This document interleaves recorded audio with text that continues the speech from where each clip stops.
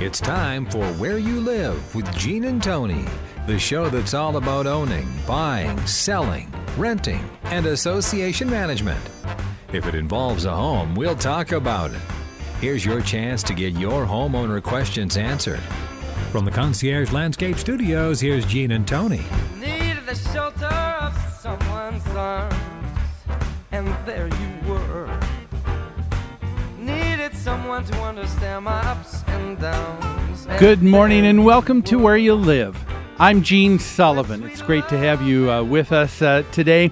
We've got a great show lined up for you. You know, there's a thought or an idea that I'm going to be talking about throughout the show today that has a huge impact on our lives. It is a powerful idea. It's called the consent of the governed. We're going to be talking about that just a little bit.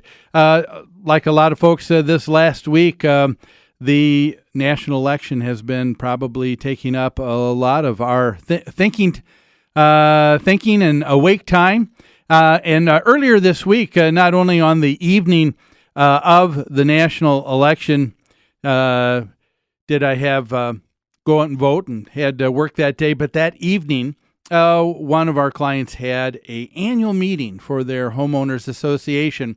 So they were once again electing not only their federal leaders, but then also the leaders and board members that would be governing them in their homeowners association.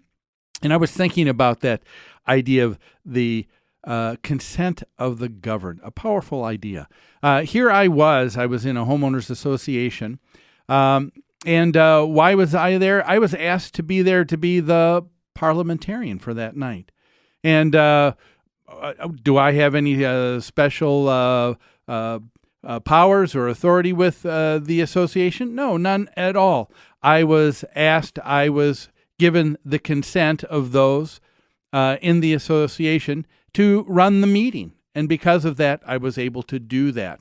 And when you are given an authority, you need to remember that it's something that it is given by the consent of the governed. Powerful idea. We're going to be talking about that a little bit later on and throughout the show here.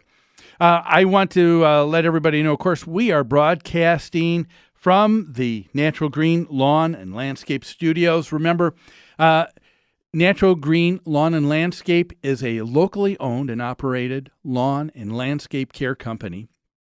Their mission is to use the most environmentally sensitive products available to keep your lawn and landscape looking lush and beautiful while still healthy for both people and pets. Now, whether you choose their organic program or their traditional program, rest assured they're always using horticulturally sound principles for some great results. Give them a call at 763-213-2410. We are, of course, also brought to you by Extreme Exteriors and American Family Insurance, the Kim Bennett Agency. Well, it is time for us to begin, as always, with our first segment, Property Management in the News. Property Management in the News, of course, is brought to you by Home Furniture and Abbey Floor Coverings. Their showrooms are staffed with professionals who will help you choose what you need to fit both your lifestyle and budget. Whatever you need, chances are they'll have what you're looking for. Now, if you want to avail yourself of some special pricing and discounts you're not going to find anywhere else, all Where You Live listeners can call this number. Get your pencil and paper ready. That number, 952-224-2663. 952-224-2663. Ask for Lori, and she will tell you how you can get that special discount at Home Furniture and Abbey Floor Coverings. Well, our first story is something that was reported first by ABC Channel 10 News in San Diego, California. It's entitled, In Carlsbad, there's a couple who says that the HOA president there is abusing his power. What's taking place is that there are members of a homeowners association in Carlsbad. that says the president of their association is abusing his power for his own personal gain. Homeowners in the Rancho Carrillo community said they feel that the HOA's president, his name is Ais Bacardi Ivolfo, violated the very rules he was appointed to uphold. At the last Monday night's Homeowners Association meeting, apparently, residents got up and spoke out against him and the others on the board, saying, shame on you, board members. What you're doing is just wrong. What is that, you may ask? Well, it appears that the president, Mr. Ivolfo, applied for a city permit to build a backyard deck before receiving the HOA approval. Now, that in and of itself is okay. I don't know that there's anything that a person must do in getting approval from the HOA before they go to the city. And so that part is all well and good. The president got the city permit and what was required there.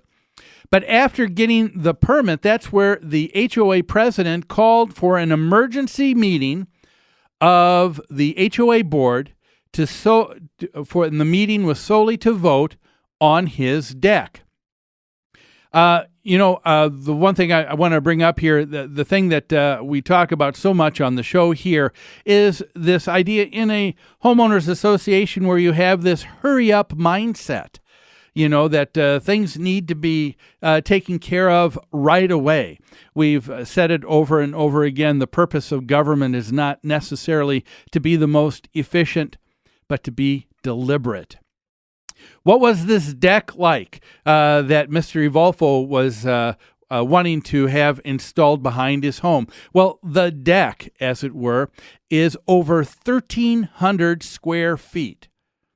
It is completely enclosed in with walls and ceiling, electric going out there, and it looks more like a home addition. The neighbor next door, Mr. Eddie Loggle, said, it's just so imposing. His wife added, she said, it makes me feel really angry. She said, I don't think that this would have happened had it not been the board president and other members of the board who were just putting a quick rubber stamp on something like this.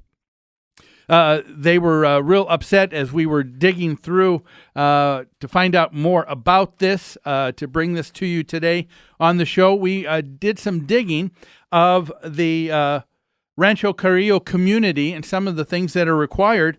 And, apparently the approach that the association has is indeed a good one.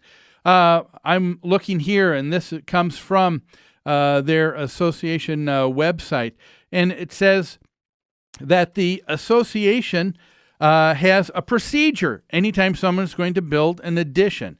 That procedure is having a form filled out. Now, on this form, the association form here, it specifically says, have each of your neighbors sign this form. And in the corresponding spaces, in accordance with the diagram below, it says neighbors must sign all applications. Failure to have this completed will delay the application. But apparently it didn't delay the application at all for the president, who ended up just getting the others on the board to quickly stamp approval.